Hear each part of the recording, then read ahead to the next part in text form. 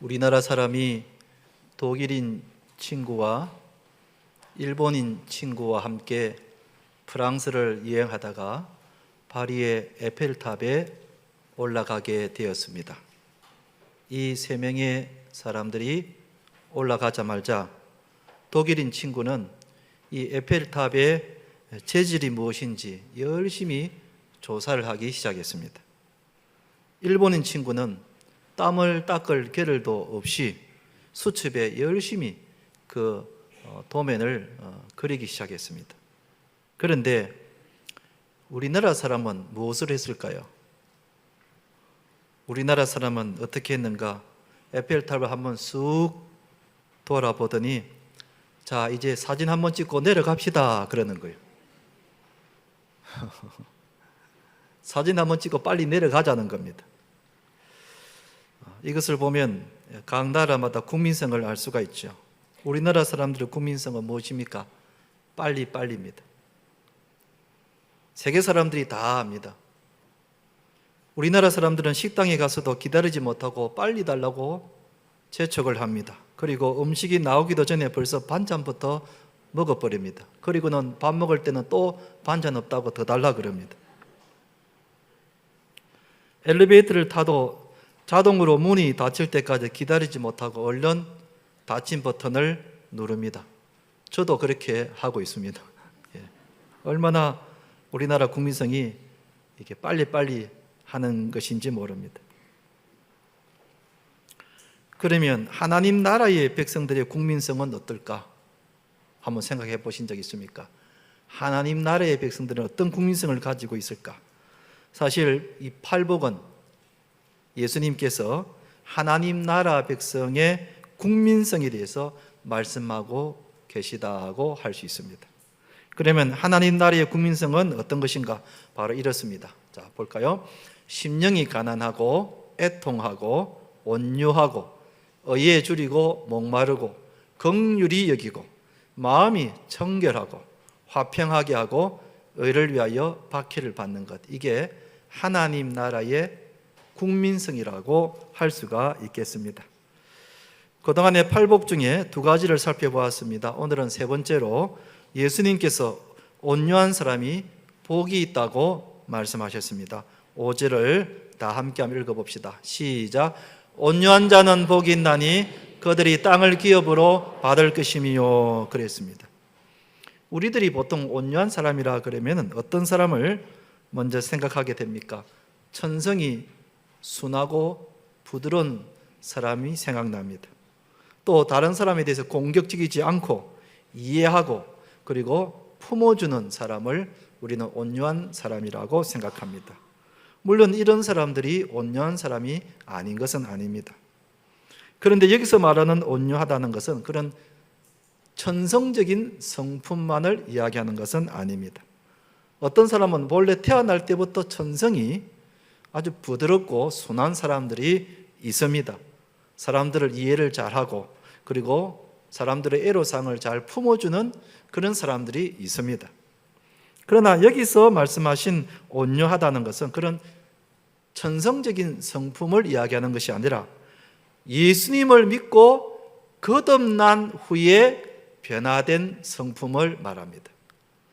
예수님을 믿고 거듭난 후에 마음속에 생기는 온유한 마음을 말하는 것입니다. 사랑하는 성도 여러분, 오늘 팔복 중에 이 온유한 자에 대해서 말씀을 들을 때에 우리 모두가 다 온유한 사람이 되어서 복을 받는 성도님들이 되시기를 주님의 이름으로 축원드립니다. 첫째로 어떤 자가 온유한 자인가? 사랑의 하나님을 알고 겸손한 자라고 했습니다.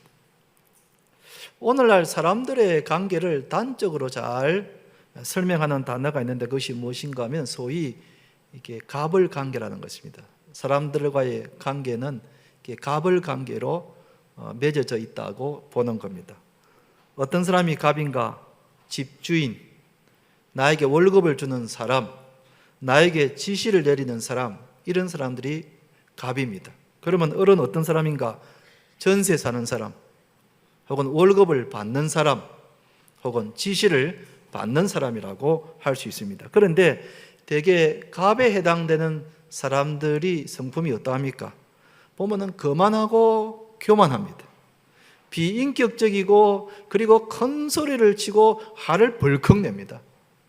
그래서 소위 이런 사람들을 갑질한다고 그렇게 말을 하는 것이죠.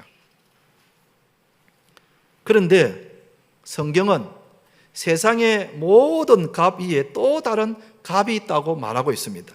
그분이 누구신가? 에베소서 6장 9절에 이렇게 말하고 있습니다.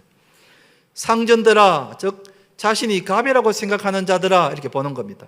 상전들아, 너희도 그들에게 이와 같이 하고 위협을 거치라. 이는 그들과 너희의 상전이 하늘에 계시고 그에게는 사람을 외모로 취하는 일이 없는 줄 너희가 알미라.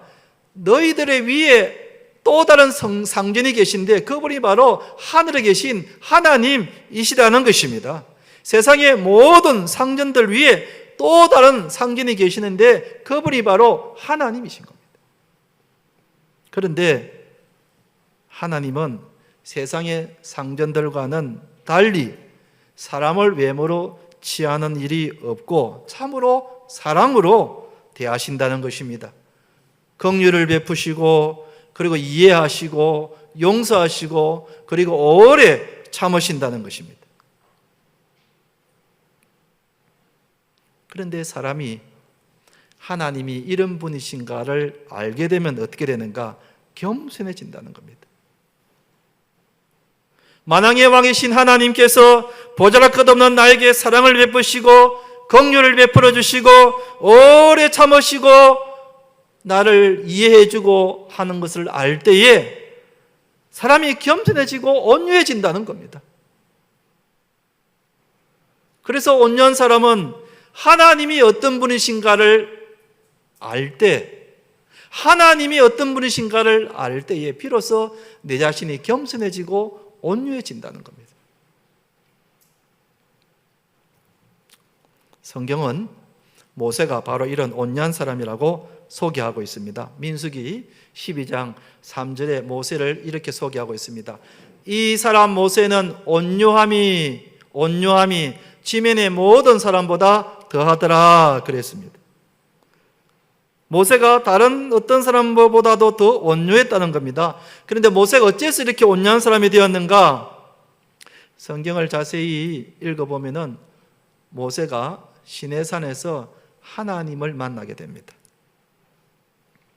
그런데 그때 하나님이 어떤 분이신가를 알게 됩니다. 전능하신 하나님이 광야에서 양을 치고 있는 초라한 자신을 부르셔서 자신을 사랑하시고 그리고 오래 참으시고 긍휼히 베풀어 주시고 그리고 품어 주셨다는 것을 이 모세가 그때 알게 됩니다. 그때 이 모세가 온유한 마음을 가지게 되었다는 것입니다. 그래서 모세가 겸손하고 온유한 마음으로 그때부터 이스라엘 백성들을 대한 겁니다. 여러분, 이스라엘 백성들이 얼마나 마음이 완악하고 그리고 불평하고 원망했던 백성들이었습니까? 이 마음이 약한 이스라엘 백성들이 모세의 말을 듣지도 않고 그리고 모세에게 대항하고 그리고 모세에게 불평했지만은 그러나 모세는 온유한 마음으로 끝까지 참고 품고 이해했다는 겁니다.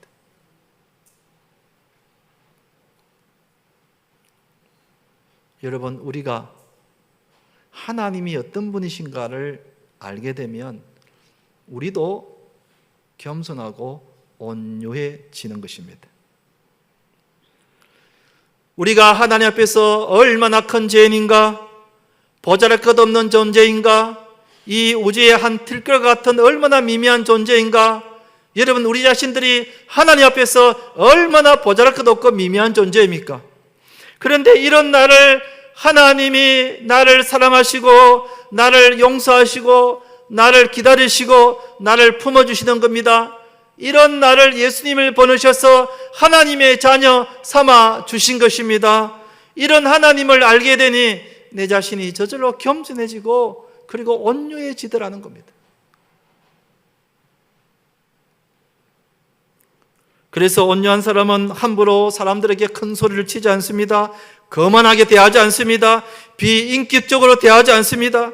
하나님이 보잘것 없는 나를 어떻게 대해 주셨는데, 하나님이 죄 많은 나를 어떻게 용서해 주셨는데, 하나님이 미미한 나를 얼마나 참고 기다리시는데, 이걸 알기 때문에 내가 감히 사람들에게 거만하게 대하지 않습니다. 내가 어떻게 감히 사람들에게 큰 소리치며 성질을 부릴 수 있는가? 그럴 수 없는 겁니다. 하나님이 나에게 어떻게 대해 주시는데 내가 사람들에게 어떻게 거만하게, 교만하게 함부로 대할 수 있는가? 그럴 수 없다는 겁니다. 오히려 사람들에게 항상 온유한 마음으로, 겸손한 마음으로 대하는 겁니다.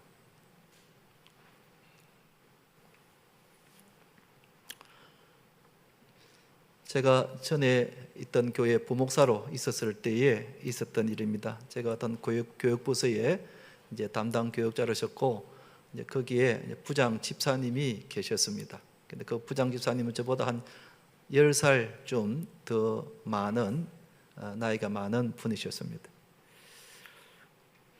그런데도 10살 아래인 부목사 젊은 저에게 항상 이렇게 공손하고 그리고 겸손하게 대하셨습니다. 제가 부서의 일로 그 부장 지사님과 함께 의논을 해 나가면 늘 이런 말을 합니다.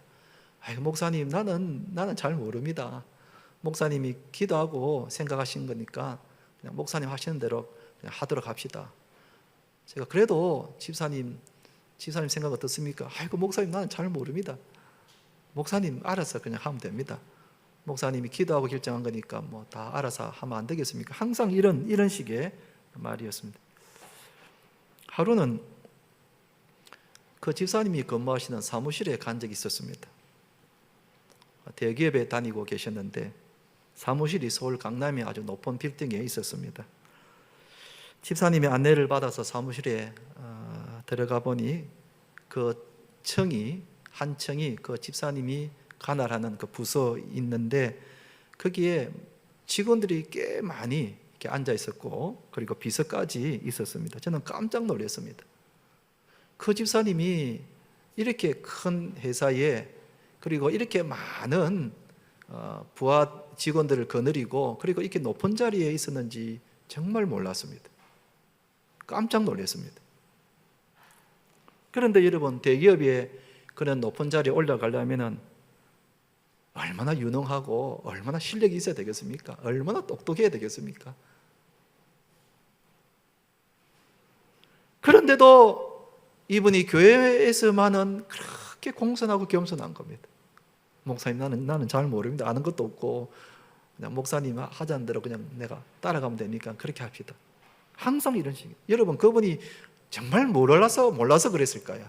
정말 아는 것이 없어서 그랬을까요? 여러분, 대기업의 그 임원 자리에 올라갈 정도면 얼마나 유능하고 얼마나 똑똑하겠습니까? 그런데 교회에서는 늘 자신을 낮추고 겸손하게 공손하게 대하는 겁니다. 어째서 그런가? 이 집사님이 하나님이 어떤 분이신가를 안 거예요. 하나님이 나 같은 존재를 이렇게 사랑하시고 나에게 긍휼을 베풀어 주시고 미천한 나를 이렇게 믿음 주셔서 구원받게 해주신 이 하나님의 크신 사랑과 은혜를 알게 된 거예요. 그러니까 이분이 늘 공손하고 늘 겸손한 거예요. 늘 온유한 겁니다. 여러분, 우리가 하나님이 나에게 어떻게 해주셨는지, 하나님이 어떤 하나님이신지를 진정으로 알게 되면 우리가 저절로 겸손하고 온유하게 됩니다.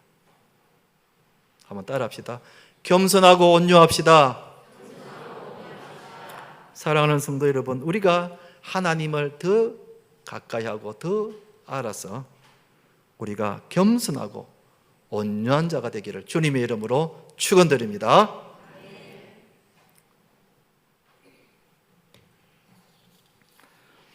두 번째로, 온유한 자가 어떤 자인가? 자신의 마음을 조절하는 자라는 겁니다. 온유한 사람은 겸손한 마음과 함께 자기의 마음을 조절할 줄 아는 사람입니다. 여러분, 우리 안에는 여러 가지의 마음들이 있죠. 사랑하는 마음이나 용서하는 마음이나 참는 마음처럼 이렇게 좋은 마음도 있지만 반면에 나쁜 마음도 있죠. 미움의 마음, 불평하고자 하는 그런 마음, 참지 못하는 마음, 이런 마음도 있습니다. 이 좋은 마음과 좋지 못한 마음이 항상 우리 마음속에 존재해서 우리를 자꾸 이렇게 움직입니다. 그런데 온유한 사람은 이런 자신의 마음을 잘 조절한다는 겁니다. 자기의 감정과 자기의 마음을 잘 조절할 수 있는 사람이 온유한 사람이라는 것입니다. 여러분, 내 마음속에 미운 마음이 들 수도 있습니다.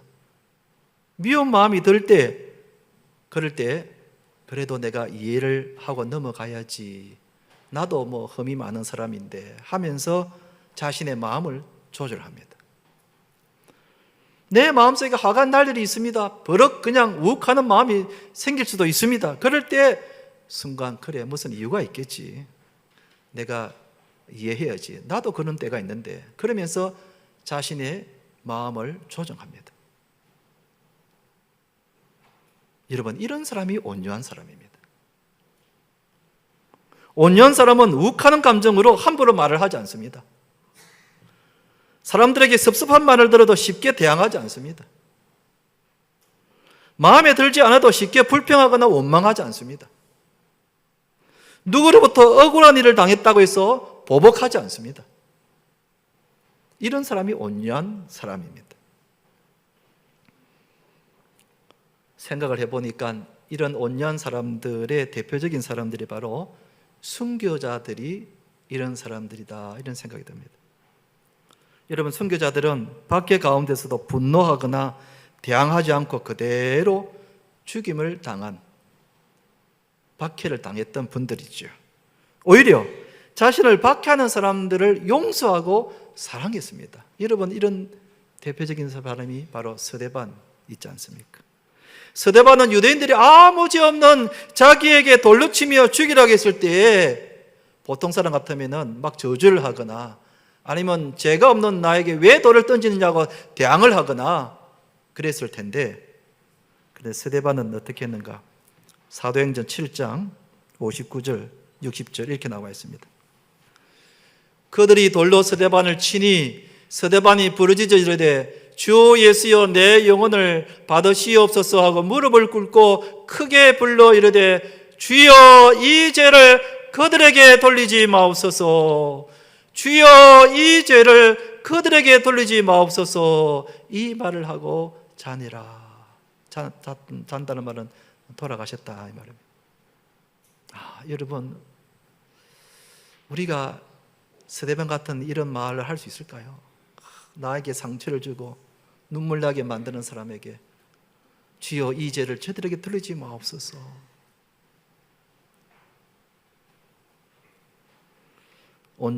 스데반은 정말 온유한 사람이었습니다.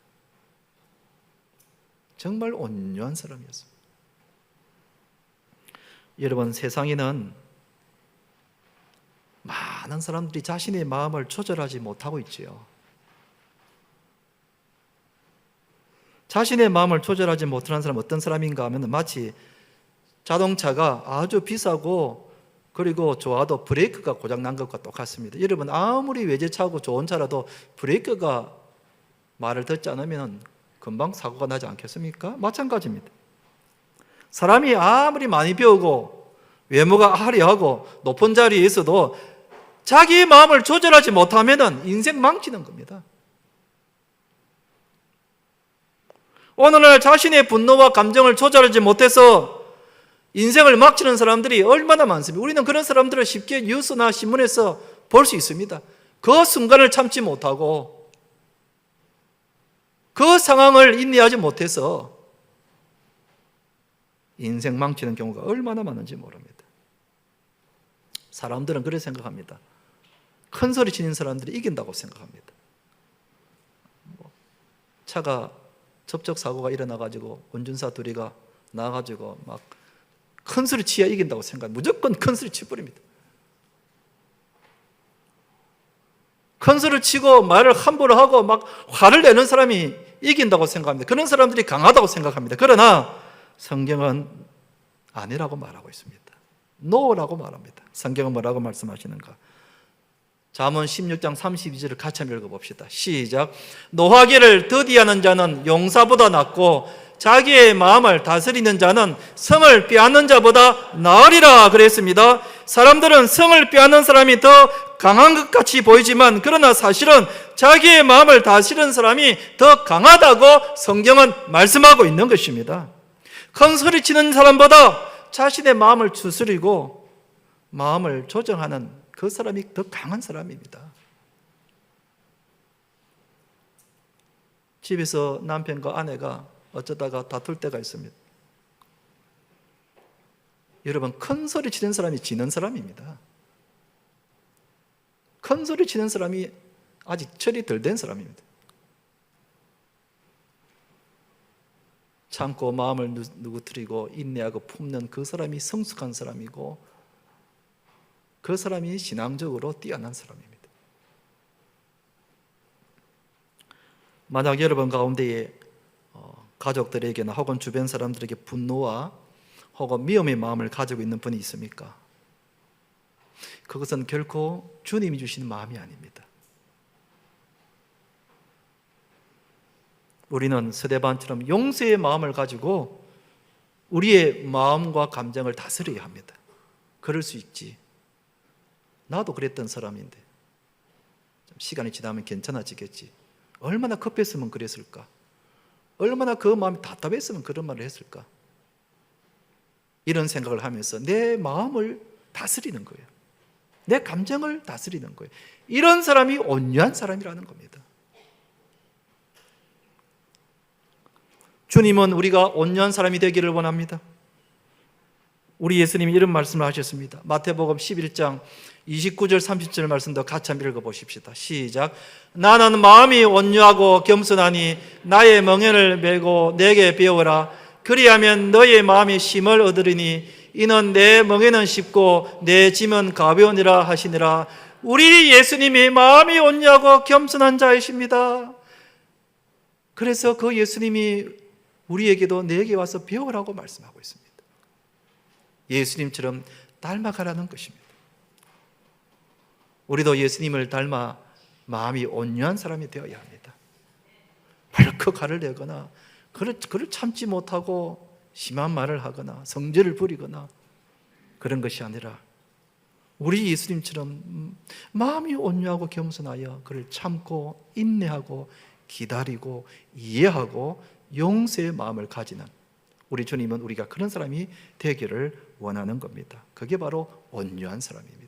그럴 때에 마음이 쉼을 얻는다. 여러분, 부부가 말다툼을 하다가 심한 말을 했다고 해봅시다. 그러면 심한 말을 한 사람이 잠을 잘 자겠습니까? 그 말을 들은 사람이 잠을 잘 자겠습니까? 심한 말을 한 사람은 잠을 못 잡니다.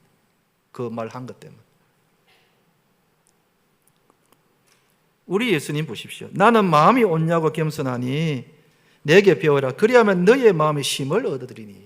우리 마음이 온유하면은 우리의 마음이 평안하고 쉼을 얻을 수 있다 하는 것입니다. 왜냐하면 내 마음의 감정과 마음을 조절할 수 있기 때문에 그렇습니다. 그래서 예수님은 우리에게 온유한 자라고 되라고 하십니다. 한번 따라합시다. 온유한 자가 됩시다. 사랑하는 성도 여러분, 우리가 마음을 잘 다스려서 온유한 자가 되기를 주님의 이름으로 축원드립니다. 마지막 세 번째로 온유한 사람은 어떤 복을 받는가? 땅을 기업으로 받게 된다고 말씀하고 있습니다. 자, 5절 말씀을 다시 한 번 더 같이 읽어보도록 하십시다. 시작. 온유한 자는 복이 있나니 그들이 땅을 기업으로 받을 것이며 그랬습니다. 온유한 자가 땅을 받게 될 것이다. 그런데 선뜻 우리가 이해가 되지 않는 것은 온유한 자가 어떻게 땅을 기업으로 받을 수 있는가? 우리 생각에는 보통 부동산이나 혹은 땅으로 돈을 버는 사람들 보면 대개 보면 약삭 빠르고 수단과 방법을 가리지 않는 그런 사람들이 많잖아요. 실제로 부동산 투기하는 곳에 가보면 어리숙한 사람들은 거기에 발도 들어넣지 못합니다. 그거 보면은 막 눈이 번쩍번쩍하고 정보를 남들보다 더 빨리 알려고 수단과 방법을 가리지 않는 그런 사람들이 보면은 땅을 살 수 있고 부동산을 손에 넣을 수 있지요. 그런데 예수님은 온유한 자, 순하고 부드러운 사람이 땅을 기업으로 받는다고 하셨는데 이게 무슨 뜻인가? 물론 여기서 말하는 땅은 이 땅의 땅이나 부동산을 말하는 것이 아닙니다. 예수님께서 말씀하신 땅은 천국에서의 땅을 말합니다. 천국의 땅을 말합니다. 우리 생각엔 주님 이왕 주실 것 같으면 내가 살아있는 이 세상에서 땅을 주시면 좋겠는데 왜 하필이면 그 천국에서 땅을 주신답니까? 나는 지금 당장 필요한 게 이 땅에서 땅이 필요한데 당장 주지 않고 왜 천국에서 땅을 주십니까? 하고 생각을 해볼 수 있습니다. 그런데 여러분 그거 아십니까? 이 세상에서 땅을 받는 것보다 저 천국에서 땅을 받는 것이 훨씬 더 좋습니다. 왜 그렇습니까? 우리가 살고 있는 이 세상은 앞으로 없어지기 때문입니다. 영원하지 않습니다. 실제로 여러분 내 앞으로 아파트가 몇 채가 있고 시골에 땅이 수백 평 수천 평이 있어도 내가 죽으면은 어떻게 됩니까? 아무 소용이 없습니다. 물론 자녀들에게 유산으로는 되겠죠. 그러나 죽은 나에게는 아무리 많은 부동산이라도 수천 평의 땅이라 하더라도 아무 소용이 없습니다. 죽은 나에게 그 땅이 무슨 소용이 있습니까? 아무 소용이 없습니다. 그런데 앞으로 내가 들어가서 살게 될 천국에서 내가 땅을 받게 된다면 이것은 문제가 달라집니다. 그 땅은 없어지지 않고 영원히 내 땅이 되는 겁니다. 천국에서 받는 땅은 영원히 내 땅이 되는 겁니다. 그때 온유한 사람이 땅을 기업으로 받게 될 것이다는 그런 뜻입니다. 온유한 사람들은 이 세상에서 땅 한 평도 갖지 못할 수도 있습니다. 집도 한 채도 없는 사람이 있을 수 있습니다. 그러나 천국에서는 영원한 땅을 받게 된다는 것입니다. 할렐루야! 온유한 사람이 이 땅에서는 가난하게 살 수 있습니다. 집 한 채도 없이 살 수 있습니다. 그러나 주님께서 온유한 사람을 천국에서는 땅을 기업으로 주시겠다고 약속하셨습니다. 할렐루야! 그 소망을 가지는 겁니다. 그러니 여러분, 주님께서 우리에게 땅 이야기를 했습니다. 우리 모두가 다 관심 있는 부분 아닙니까? 우리가 이 땅에 살면서 겸손하게 온유하게 살고 내 마음을 조절해서 산다면 주님께서 천국에서 땅을 기업으로 주시겠다고 하셨으니 여러분 이거 얼마나 우리에게 관심 분야입니까?